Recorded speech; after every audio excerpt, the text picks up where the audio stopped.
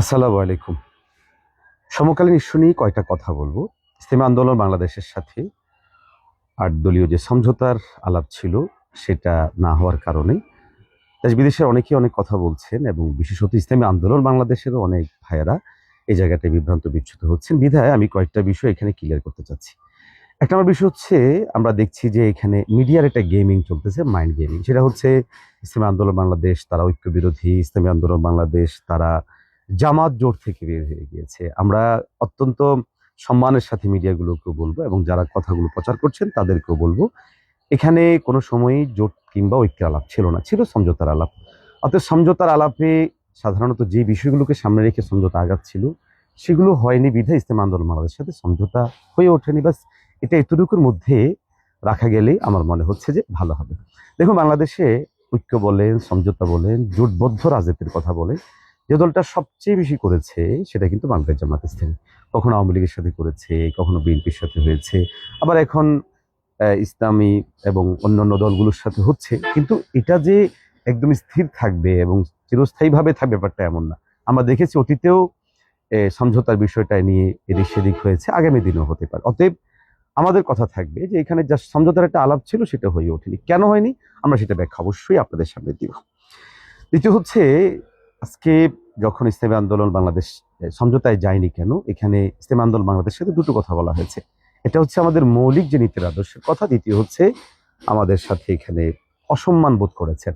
এই অসম্মান বোধের কথাটা আসার কারণে আমাদের অনেকেই এটাকে ভিন্নভাবে নেওয়ার চেষ্টা করছেন। প্রথমত আমি বলবো, দেখুন, আমাদের ইঞ্জিনিয়ার আশরাফ সাহেব গতকাল স্পষ্ট করেই বলেছে, দেখুন, সমঝোতার ক্ষেত্রে তো এটাই হবে যে আমরা বলবো আমাদের এই 10টায় ভালো, আপনাদের কয়টায় ভালো।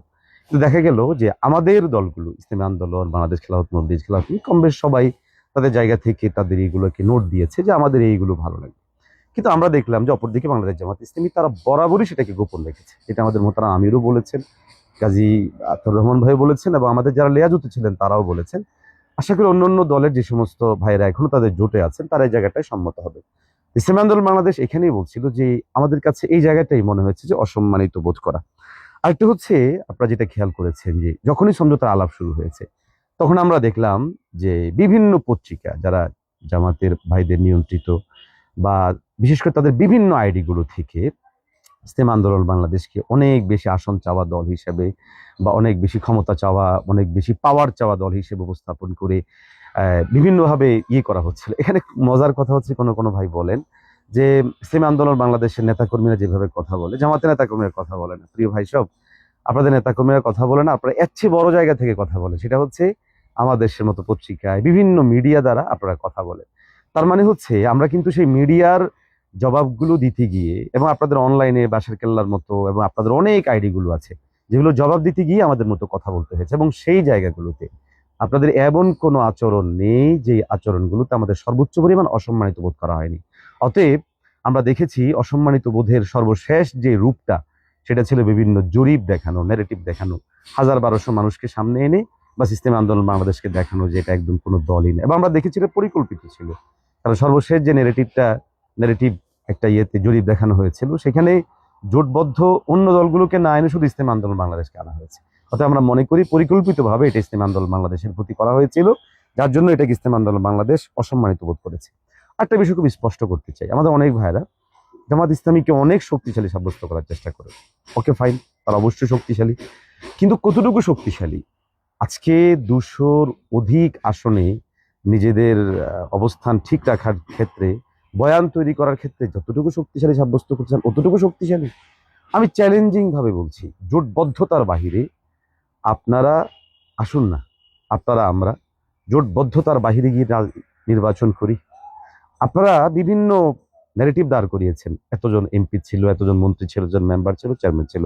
প্রিয় ভাইয়েরা, আপনাদের প্রতি অসম্মানিত বোধ না করে পরিষ্কার করে বলছি, আপনাদের রাজনীতিটা ৮৫ বছরের এবং আজকে ৮৬ বছরে পড়েছে। নাম্বার ২, আপনারা বরাবরই হয় আওয়ামী লীগের সাথে অথবা বিএনপির সাথে অথবা ভিন্ন কারোর সাথে আপনারা রাজনৈতিক অ্যালায়েন্স করে করে অগ্রসর হয়েছেন। অতএব এককভাবে আমাদের অর্জন যে বয়ানটা আপনারা দিচ্ছেন, এটা কিন্তু একদমই সঠিক নয়। আচ্ছা, আগের কথা আরেকটা বিষয় জরুরি রয়ে গেছে, সেটা হচ্ছে যে অসম্মানিত বোধ যেটা আমরা খেয়াল করেছি যে কয়েকটা আসন নিয়ে আলাপ হচ্ছিল, এটা আমাদের ব্যাপারে হোক, বাংলাদেশ খেলাফত মজলিসের হোক, খেলাফত মজলিসের হোক, সবার ব্যাপারেই একটা কথা বলা হচ্ছে, এটা কি জিতে আসতে পারবে? 40টা কি জয়ী হতে আসতে পারবে? 50টা কি জয়ী হতে আসতে পারবে? বাংলাদেশ খেলাফত মজলিস কি 20টা জয়ী হতে পারবে? মানে যতগুলো আসন দেওয়া হয়েছে প্রত্যেকের ব্যাপারেই কথা একটা, ওনারা কি জয়ী হতে পারবে? কি অবাক কাণ্ড! তার মানে কি, জোটবদ্ধ আন্দোলনেও আপনারা কিন্তু বারবারই অন্যান্য দলগুলিকে অসম্মানিত বোধ করছেন, এবং যাদেরকেও কয়েকটা আসন ছাড়া হয়েছে প্রত্যেকের ক্ষেত্রে কথা একটাই বলা হচ্ছে, নিশ্চিত বিজয়ীর আসনটা ছেড়ে দেওয়া হয়েছে। যাই হোক, আমরা মনে করি যে এই জায়গায় ন্যারেটিভ তৈরি করাটাই আজকের এই ঝামেলা তৈরি হওয়ার পেছনে বড় কারণ। দেখুন, আরেকটা বিষয়, যেটা এনসিপি তারা বেশ শক্তিশালী না ইসলামী আন্দোলন বেশ শক্তিশালী, এই তুলনাটাই একদম অপ্রয়োজনীয়। ইসলামী আন্দোলন বাংলাদেশ 45 বছরের এই ইসলামী আন্দোলন বাংলাদেশ প্রায় আজকে 40 বছরের সংগঠন। এনসিপি মাত্র সংগঠিত হলো। হ্যাঁ, তাদের বড় একটা ভূমিকা জুলাই আন্দোলনে, কিন্তু জুলাই আন্দোলন তারা এককভাবে করেছে। দ্বিতীয় হচ্ছে যে ছাত্র নেতৃত্বরা করেছিল, ছাত্র নেতৃত্বদেরকে শুধু এই একটাই সাইনবোর্ড, সেটা এনসিপি, বরঞ্চ ডজন খানেক দেখতে পাচ্ছি। আজকে যে হাদিকে নিয়ে সারা দেশ উত্তাল, সেখানে ইনকিলাব মঞ্চ তো ভিন্ন একটা প্ল্যাটফর্ম ছিল। একইভাবে আমরা দেখেছি আরো বিভিন্ন প্ল্যাটফর্ম রয়েছে। অতএব এনসিপিকে ইসলামী আন্দোলন বাংলাদেশের সাথে মোকাবেলায় এনে ইসলামী আন্দোলন বাংলাদেশের সে শক্তিশালী হিসেবে দাঁড় করানোর যে বিষয়টা, আমরা মনে করি এটা পরিকল্পিতভাবে ছিল, এবং এটা সুস্পষ্টভাবেই মূলত একটা ঝামেলা তৈরি করার জন্যই ছিল। এখানে আরেকটা গুরুত্বপূর্ণ বিষয় হচ্ছে, যারা অনেকেই প্রশ্ন করছেন, সেই প্রশ্নটা হচ্ছে যে আসলে ঝামেলাটা কোথায় সর্বশেষ। কারণ এখানে ধর্মীয় বয়ান আছে, তাদের নেফাকির কথা আছে, বিভিন্ন সম্মানিত অসম্মানিত সবগুলো শেষ করেও তো ইসলামী আন্দোলন বাংলাদেশ শেষ পর্যন্ত ছিল। তাহলে শেষ পর্যন্ত ছিল, এখন আর নেই কেন? এটা অনেকের মনে প্রশ্ন। আমি এই জায়গাটা পরিষ্কার করবো, এবং বিশেষ করে আমার এই কথাটা ইসলামী আন্দোলন বাংলাদেশের সারা পৃথিবীতে থাকা নেতাকর্মী ভাইদের উদ্দেশ্যে আমি বিষয়টা বলবো। প্রিয় ভাই সব, আমরা বরাবরই বলেছি, আমরা সাময়িক কোনো রাজনৈতিক চিন্তাকে সামনে রেখে রাজনীতি করি না। আমরা শুধুমাত্র এই নির্বাচনকে সামনে রেখে আমাদের সমস্ত কার্যক্রমের কে আমরা সামনে আনিনি।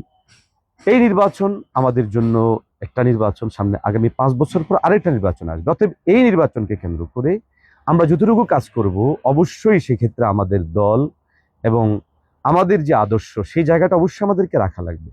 আপনাদের জন্য বলছি, আজকে যে পুরো বিষয়টা ঘটলো, আপনারা খেয়াল করেন কিনা জানি না, সর্বশেষ জামাত থেকে যে ঘোষণা এসেছে, বা সেদিকে 8 ও 10 দলীয় জোট থেকে যে ঘোষণা এসেছে, সেই ঘোষণায় ইসলামী আন্দোলন বাংলাদেশের জন্য যে আসনগুলো রাখা হয়েছিল, সেই আসনগুলোর দিকে আপনি একটু খেয়াল করলে দেখবেন, ইসলামী আন্দোলন বাংলাদেশকে সমূলে উৎপাটন করার জন্য, এক কথা ইসলামী আন্দোলন বাংলাদেশকে রাজনীতিকে নাই করে ফেলার আয়োজন সম্পূর্ণভাবে ক্লিয়ারলি করা হয়েছিল। প্রথমে আপনারা কয়েকটা বিষয় ক্লিয়ার হন। দেখুন, আসন এখানে অবশ্যই একটা গুরুত্বপূর্ণ বিষয়।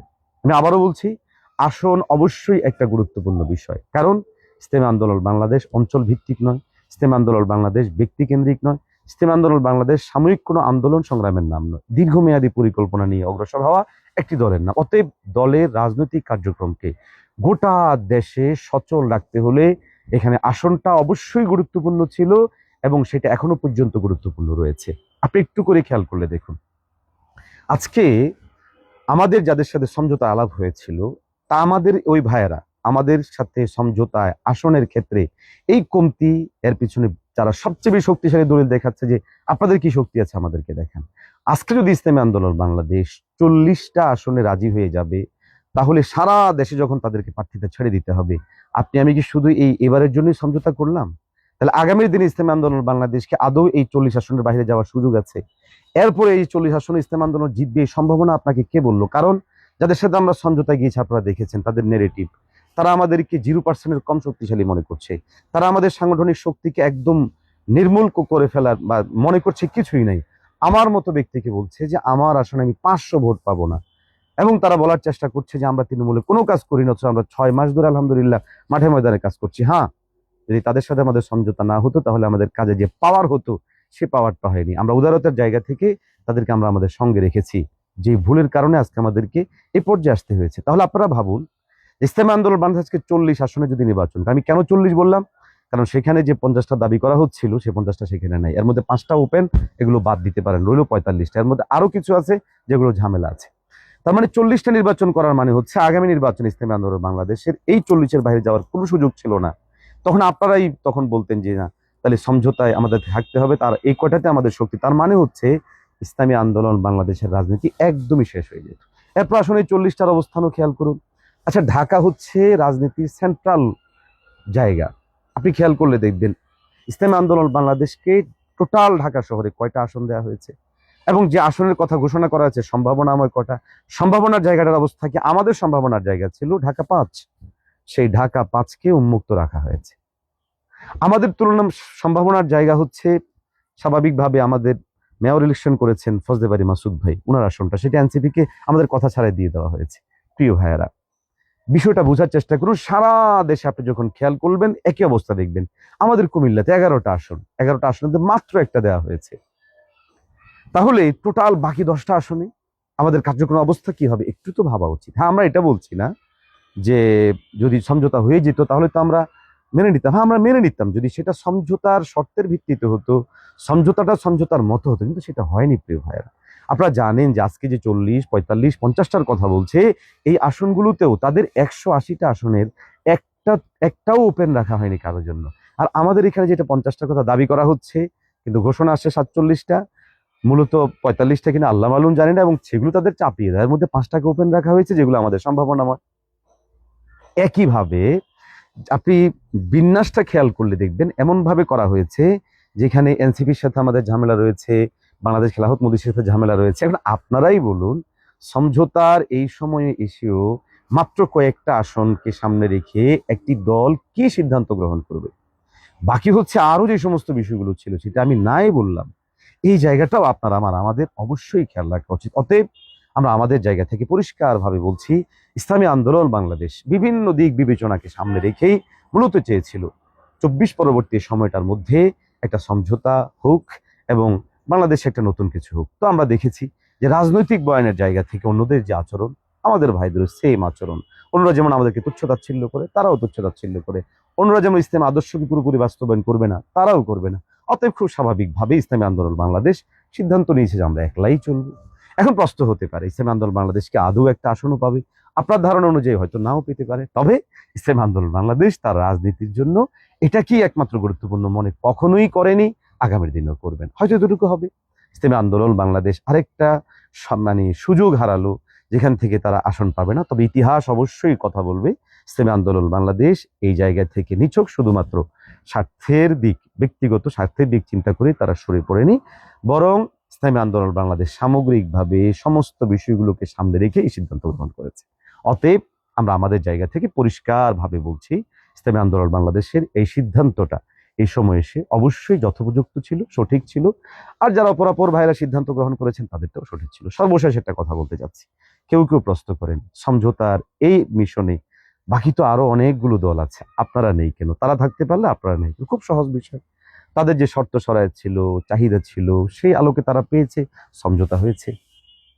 অতএব আমাদের সাথে হয়ে ওঠেনি, আমরা আমাদের সাথে সেটা হয়ে ওঠেনি। অতএব এই ইস্যুকে কেন্দ্র করে আমাদেরকে যারা অহংকারী বলছেন কিংবা ভিন্ন কিছু বলছেন, অতএব আপনাদেরকে বলবো সংযত হন, সাবধান হন। সবাই ভালো থাকবেন, ইনশাল্লাহ আবারও কথা বলবো। আপনাদের প্রতি শুকরিয়া জানিয়ে শেষ করছি। আসসালামু আলাইকুম।